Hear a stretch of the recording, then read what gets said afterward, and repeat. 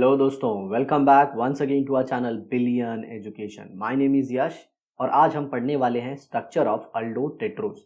अब ध्यान से सुनिएगा। अल्डो मतलब अल्डिहाइडिक फंक्शनल ग्रुप और 4 कार्बन के साथ वाला monosaccharide.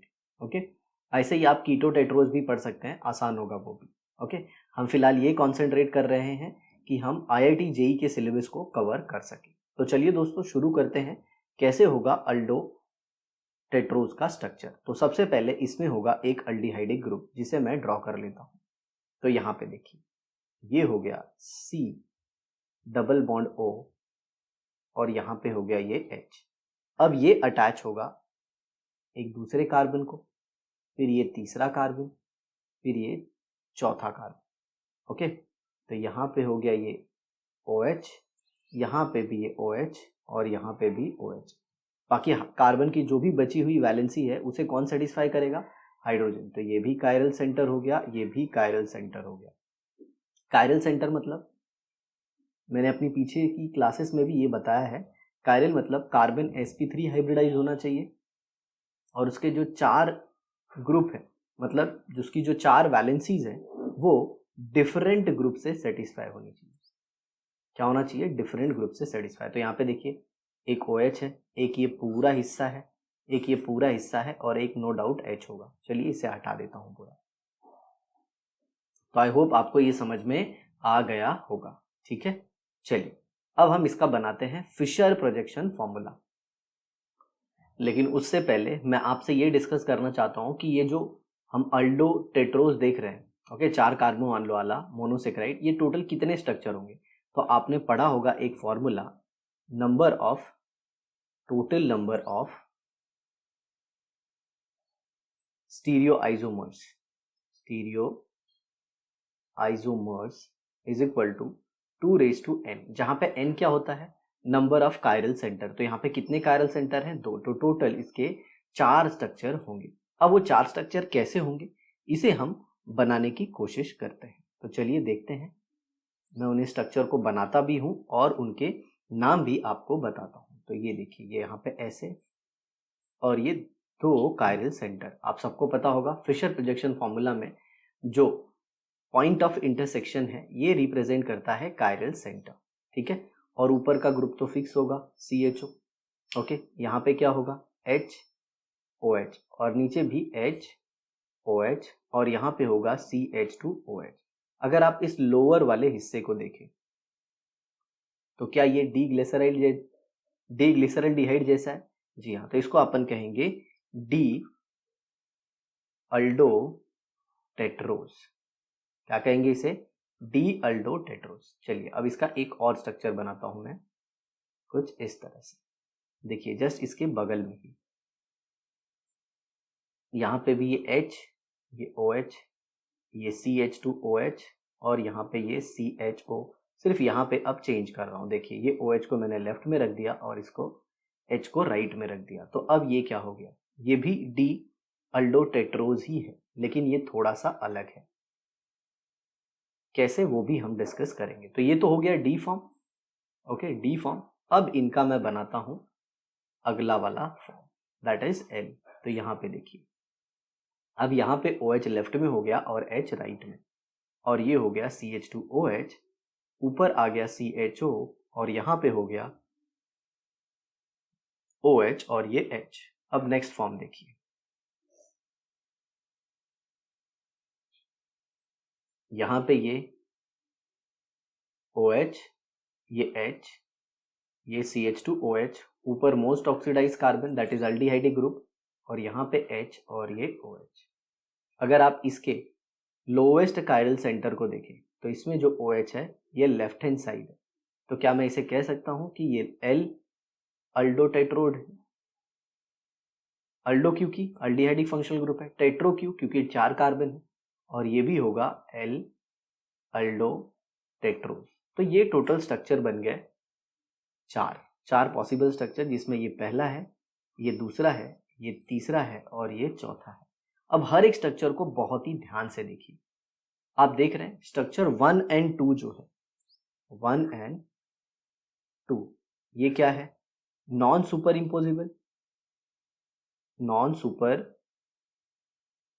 impossible, non mirror image of each other, non super imposable है और ऊपर से नॉन मिरर इमेज है, नॉन मिरर इमेज। क्योंकि अगर मैं यहाँ पे बीच में ऐसे मिरर लगाता हूं तो क्या हिस्सा, ये वाला हिस्सा इसका मिरर इमेज है? बिल्कुल नहीं। ओके, ऐसा कुछ भी नहीं है। तो ऐसे कंपाउंड्स जो कि non super imposable, non mirror image होते हैं एक दूसरे के, उसे हम कहते हैं डायस्टीरियोमर्स। अब जिन्होंने आइसोमेरिज्म पढ़ा है उन्हें तो ये आता होगा, अदरवाइज आपको थोड़ी डिफिकल्टी हो सकती है। और सेम ये किस्सा थर्ड और फोर्थ के साथ भी है। तो इन लोग को आपस में क्या कहेंगे? मतलब 1 और 2 आपस में क्या है, 3 और 4 आपस में क्या है? ये सारे आपस में डायस्टीरियो आइसोमर है। ये सारे आपस में क्या है? Diastereo isomer. आया आपको समझ में? तो ये सारे थे डायस्टीरियो आइसोमर। अब इसे हटाना होगा मुझे, क्योंकि इन स्ट्रक्चर को लेके मुझे काफी कुछ एक्सप्लेन करना है। ठीक है, तो 1 और 2 के बारे में मैंने आपको बता दिया और साथ ही साथ मैंने 3 और 4 के बारे में भी बता दिया। ओके, कि वो आपस में क्या है? Diastereo isomer. अब एक बहुत ही इंपॉर्टेंट चीज, कार्बोहाइड्रेट केमिस्ट्री में, कार्बोहाइड्रेट केमिस्ट्री में हम डायस्टीरियो आइसोमर को, इसको डायस्टीरियो आइसोमर को एक स्पेशल नाम देते हैं,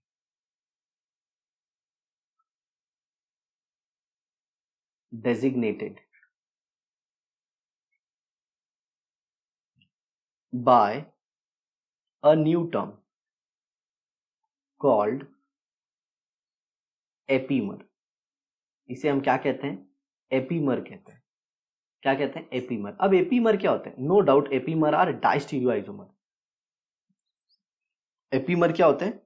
डायस्टीरियो आइसोमर होते हैं, बट वो एक कार्बन पे, सिर्फ एक कार्बन पे कॉन्फ़िगरेशन में डिफर करते हैं। जैसे ये येलो पॉइंट को देखिए, ये वाले कार्बन को देखिए, ये पूरा मॉलिक्यूल सेम है, देखिए यहाँ पे ये पूरा पार्ट सेम है, ये पूरा पार्ट सेम है। ओके, बट ये सिर्फ एक कार्बन के कॉन्फ़िगरेशन पे अलग कर रहे हैं, वो ये वाला कार्बन। तो 1 और 2 आपस में क्या होंगे? एपीमर हो जाएंगे। 1 और 2 आपस में क्या हो जाएंगे? एपीमर। ठीक उसी तरह से थर्ड और फोर्थ को देखिए, इनका ये वाला हिस्सा पूरा आइडेंटिकल है, सिर्फ ये डिफर कर रहे हैं तो कौन से हिस्से पे?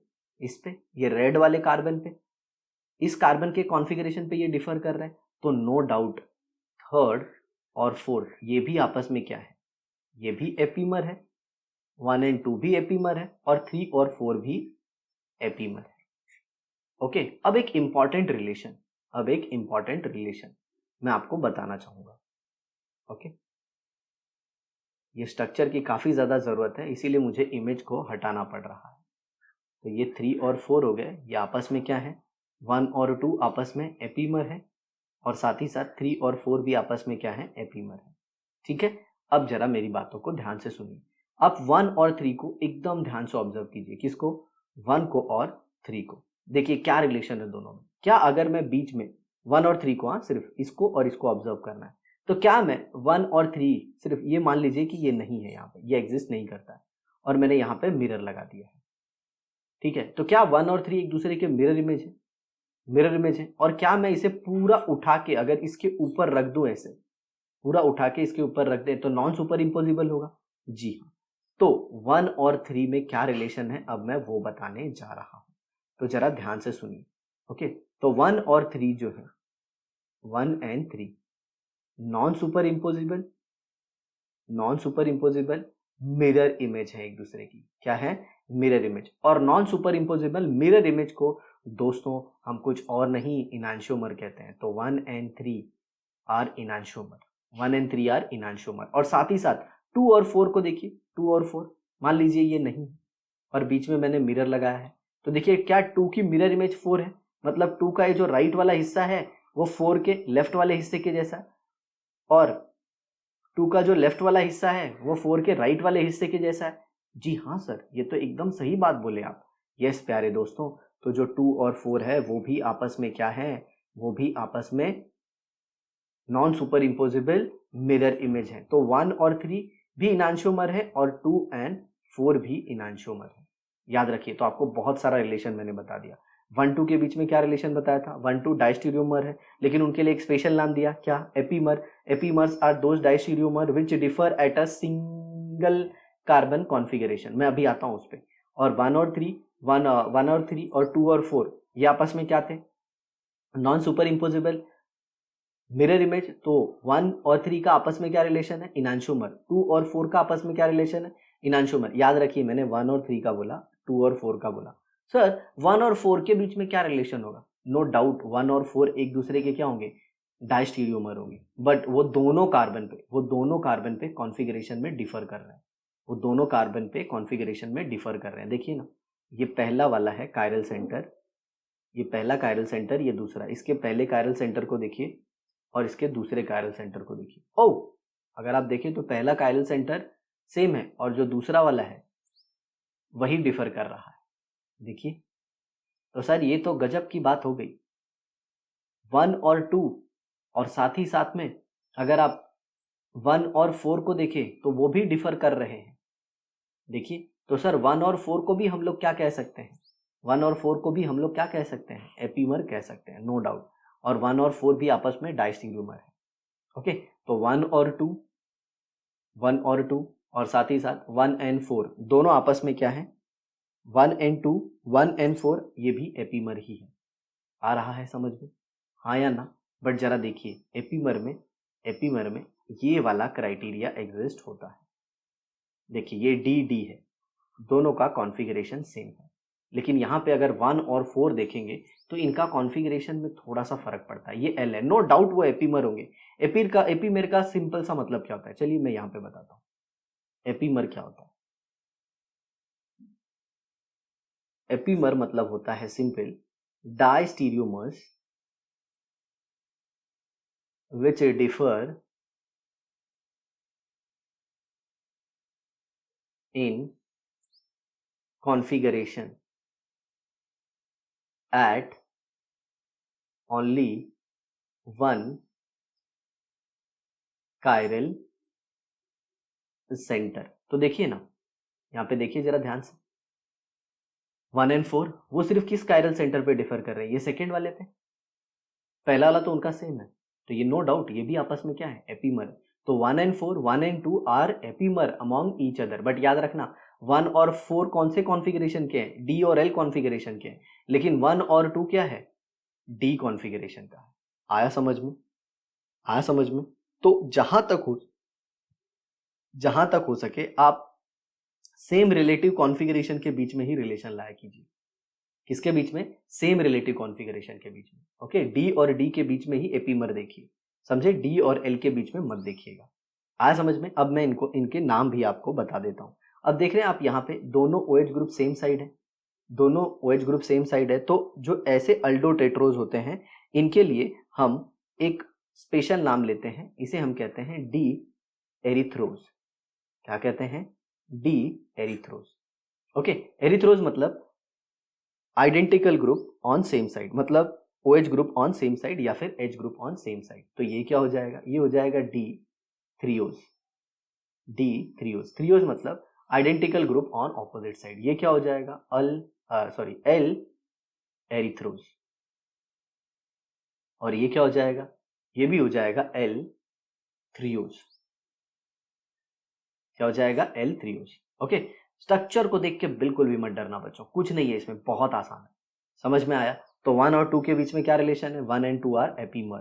3 एंड 4 के बीच में क्या है, वो भी एपीमर है। लेकिन एक इंपॉर्टेंट चीज, 1 और 4 भी एपीमर हो सकते हैं लेकिन उनका रिलेटिव कॉन्फ़िगरेशन अलग है, इसीलिए हम उसे डाइस्टीरियोमर कहना ज्यादा पसंद करेंगे रादर देन एपीमर। तो सर क्या एपीमर में, क्या सर एपीमर में रिलेटिव कॉन्फ़िगरेशन सेम होना चाहिए, जी हाँ साथियों, रिलेटिव कॉन्फ़िगरेशन क्या होना चाहिए, सेम होने चाहिए, तभी आप उनकी बात करोगे। ठीक है, इसीलिए तो मैंने 1 और 4 में रिलेशन नहीं बताया। ठीक है, अब यहां पे मैं आपको एक बहुत ही इंपॉर्टेंट स्टेटमेंट देने जा रहा हूं, जरा ध्यान से सुनिएगा। ओके, तो मैं इस स्ट्रक्चर को थोड़ा सा हटाता हूं और यहां पे एक भयंकर सा स्टेटमेंट आएगा अब आपके सामने, तो उसे समझने की जरूर कोशिश कीजिएगा। स्टेटमेंट कुछ ऐसा है, ऑल एपीमर्स आर डाइस्टीरियोमर्स। क्या स्टेटमेंट है, ऑल एपीमर्स आर डाइस्टीरियोमर्स। ध्यान से सुनिएगा, चलिए मैं लिख भी देता हूं, all epimer are diastereomers, but all diastereomers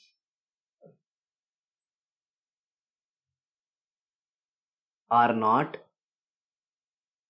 epimer, are not epimer. इसे मैं आपको एक्सप्लेन करता हूं ग्लूकोज के एक स्ट्रक्चर से। ये देखिए, ग्लूकोज के एक एपीमर से। तो ये देखिए, ये CHO है, यहां पे है ये HOH, ये HOH। नीचे के इस कायरल को देख के आप समझ गए रहोगे कि ये डी फॉर्म है और ये CH2OH है। ठीक है, HOH।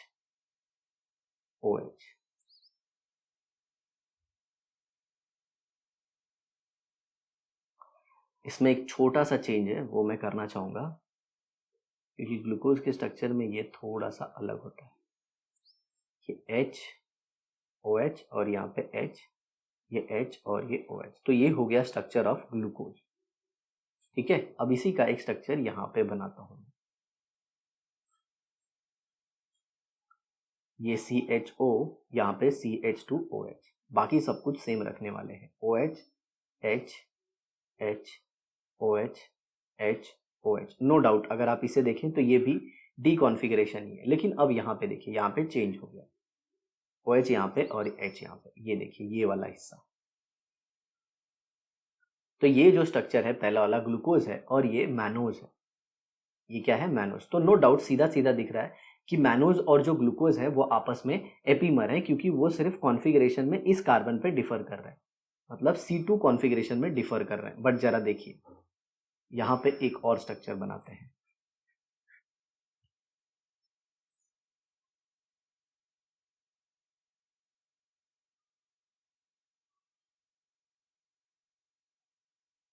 यहां पे भी देखिए, ये भी डी ही है। कैसे डी बोल सकते हैं आप? ये देखिए, OH on right hand side, और नो डाउट इस पे ये H और ये OH। बट इसमें एक चेंज है, यहाँ पे OH है और यहाँ पे H है, यहाँ पे OH और यहाँ पे H। ये येलो वाले को देखिए। तो ग्लूकोज को देखिए, ग्लूकोज को, और ये थर्ड वाले स्ट्रक्चर को देखिए।